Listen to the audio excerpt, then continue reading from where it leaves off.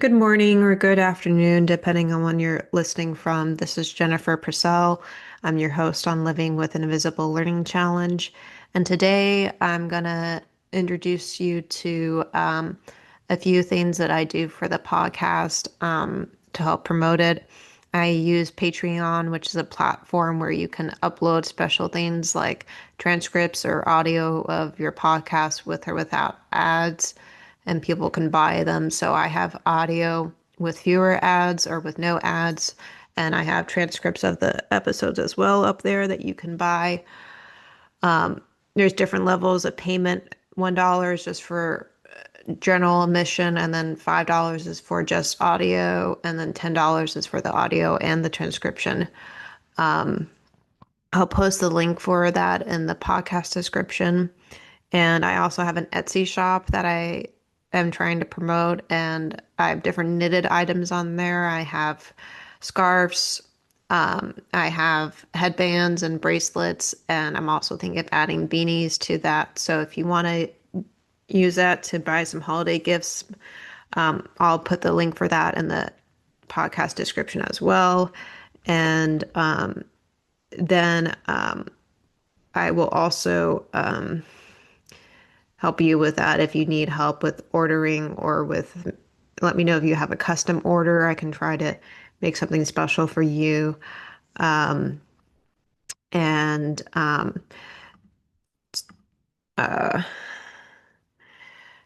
I also created a new website recently because Squarespace was becoming too expensive for me. So I switched over to GoDaddy, which is cheaper.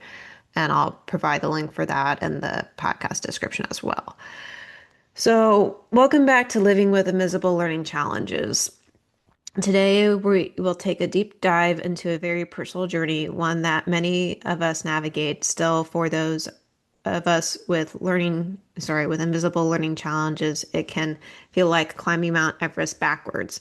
I'm talking about learning to drive. For me, specifically, learning to drive a Tesla after a significant break. Many of you know I've talked about my driving experiences before on this podcast. If you've been listening, you'll remember the stories of learning to drive my Prius, the patience of my mom, brother, and dad and friends, and the unique hurdles I've faced. Well, buckle up because this summer I embarked on a new chapter, one that involved a silent spaceship on wheels, a giant iPad, and a very special red car named Stella. First, let's set the scene. For almost 2 years, I didn't drive. My last car, a Prius, was unfortunately totaled in October 2023. I remember having a panic attack after that accident, and a thought flashed through my mind. Maybe I should just give up driving altogether. But that feeling quickly passed. Giving up felt too easy. I knew I needed a break, a chance to reset, but I wasn't ready to surrender my independence forever. During those 2 years, I was incredibly fortunate. I moved into my own place that was wonderfully walkable to restaurants and grocery stores, thanks to my mom's help with that and my agent. My amazing parents carpooled me to and from work, and when I had doctor appointments on work days, they drove me there too. On weekends, my incredible friends stepped up, taking me to appointments and running errands with me. I made sure to thank them constantly and chip in around their houses with chores whenever I could to show my gratitude. As and as the time approached this summer to look for a new car, I made sure to express my profound thanks to my parents and friends again for all their support and chauffeuring over those 2 years. Now, for anyone, learning to drive is a complex task, but for someone like me with a cocktail of invisible learning challenges, nonverbal learning disability, chronic migraines, dyslexia, dysgraphia, dyscalculia, and Erland syndrome, it's a whole different ballgame. So let's quickly unpack why these things make driving particularly challenging. Sorry, I need to drink something.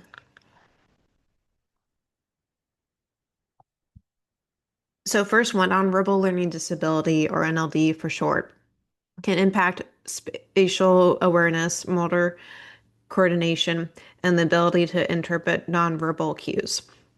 This means judging distances, understanding traffic flow, and reacting quickly to visual information on the road can be tougher. According to research from the National Center for Learning Disabilities and CLB, individuals with NLD often struggle with tasks requiring visual spatial organization and nonverbal problem solving, both crucial for safe driving. You can find more information on NLD and its impact on daily tasks, including navigation on the NCLD website and the and then BLD project also. Dyslexia and dysgraphia. While often associated with reading and writing, these can affect processing speed and the ability to quickly interpret road signs or navigation instructions. Imagine trying to decipher a complex sign or follow a GPS direction while also managing traffic. What While direct studies on driving are less common, the underlying processing challenges can certainly translate to the visual and rapid response demands of driving. A 2018 study published in Brain Sciences by Skips Rose and Fisher highlighted how visual processing differences in dyslexia can affect the speed and accuracy of reading even simple visual information under time pressure.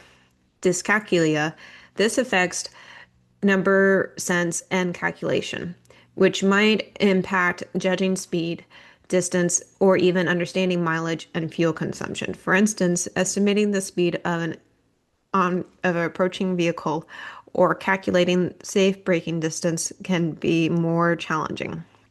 The Dyscalculia Association provides resources that explain how difficulties with numerical and spatial reasoning core aspects of dyscalculia can impact real world tasks like driving.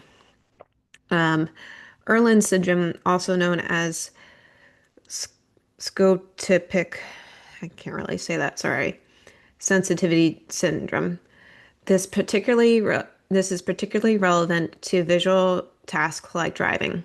Erland syndrome can cause light sensitivity, strain, headaches, and distortions when looking at printed pages or visual environments. Bright headlights, reflections, or even the general visual stimulation of the road can be overwhelming and contribute to fatigue or discomfort. This can make night driving or driving in bright sunlight especially challenging. The Erland Institute extensively details how Erland spectral filters can alleviate these symptoms, demonstrating the significant visual processing challenges faced by individuals with this syndrome. Their website, erland.com, has numerous case studies, and explanations. Last but not least, chronic migraines. Beyond the pain, migraines come with a host of neurological symptoms, including visual disturbances called aurora, light and sound sensitivity, and cognitive fog, all of which are incredibly dangerous when behind the wheel. The constant threat of a migraine could also add a layer of anxiety to driving. The American Migraine Foundation emphasizes that during a migraine attack, cognitive function can be significantly impaired, making driving unsafe. Even between attacks, the anxiety of triggering one can affect driving confidence. So, with all that in mind, imagine my trepidation when my mom suggested I learn to drive her Tesla. I had been a passenger in her Tesla since 2018, so I knew it was incredibly safe and I loved the sleek design. But learning to drive it, that was another story. I called it a silent spaceship and a computer on wheels because it's so quiet, and let's be honest, that giant iPad screen right in the middle of the dashboard intimidated me. I worried it would be far too distracting. My mom, bless her heart, was incredibly patient. She knew my challenges from teaching me to drive my Prius 5 or 6 years ago. She was nervous, but she believed in me. After weeks of practice, slowly but surely, I got the hang of it. And then the universe truly aligned. We were on the hunt for my own car. We found a beautiful red 2019 Model 3 Tesla at CarMax in Marietta. It was reserved, but I signed up for notifications. You can do that where it basically will notify you when it's available. That night, something just told me to refresh my computer screen before dinner. And just like magic, it was available. I immediately asked my mom how long, I immediately asked my mom how long it would take us to drive up there the next day. The next day after work, we test drove it. It felt right. This car was meant to be mine. We drove home, and the next morning I was up at 5 a.m. wiring money from my savings account to my checkings account.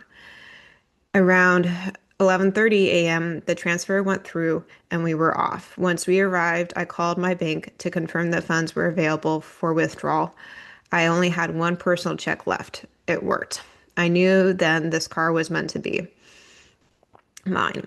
We filled out all the paperwork and then the moment of truth, driving Stella home. Yes, I named her Stella. Stella! Sorry. The drive was an hour and 45 minutes on service streets. I chose to do service streets because I didn't want to do the freeway. And of course, there was a moment of panic. A tight oncoming turn right after another turn. I almost had another accident, but the other driver slowed down and honked his horn. I turned quickly, and I truly believed my guardian angels were watching over me. I've always felt that way, even through my previous four accidents, two of which totaled my previous Priuses. I've never had one of those truly horrific accidents you hear about on the news or see from the passenger seat or driver's seat. I've learned so much from every single one, and this drive home was no exception. Now, a quick detour about another Tesla I test drove in San Diego.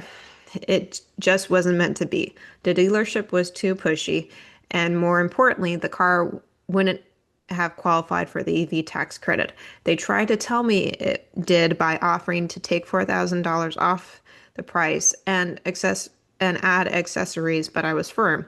I just wanted the car and the EV tax credit price up front. I didn't want the accessories. They didn't budge, so I took my business to CarMax and Marietta instead, and I would absolutely do it again. So Stella was home, a beautiful red 2019 Model 3 Tesla.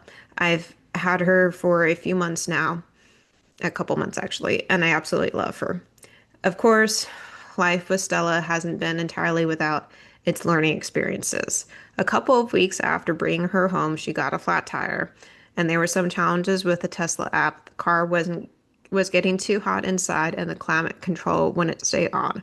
I took her to a local CarMax to see if they could fix it, but they didn't have Tesla techs there to fix the app. So I had an appointment with Tesla later in September when I got Stella back after Labor Day weekend. This was before the Tesla appointment. That's when the flat tire happened. My dad had to have her towed to Discount Tire because Tesla couldn't help with aftermarket tires. Luckily, Discount Tire didn't charge us for the repair. And for the app challenges which I did at Tesla, I didn't have to pay for either since the car was still under warranty. Actually, I did pay for it, but CarMax reimbursed me. So in a nutshell, I do love Stella, but she has definitely come with some good lessons. Um, some good learning lessons, just like every other step in my driving journey. This process has reminded me that setbacks are just detours, not dead ends. And with patience, perseverance, and a lot of help from my amazing support system, even a silent spaceship on wheels can become a beloved companion. Driving Stella is a whole new experience. It's quiet, smooth, and feels incredibly modern. The screen, which I initially feared, I'm getting used to, and the advanced safety features offer an extra layer of reassurance that is invaluable for me. I know that does not replace my driving skills. This journey back to driving and specifically learning to drive Stella has been a testament to not giving up, to embracing new challenges, and to celebrating every small victory. If you're out there struggling with your own invisible challenges, remember you're not alone. Keep pushing forward and find your own Stella.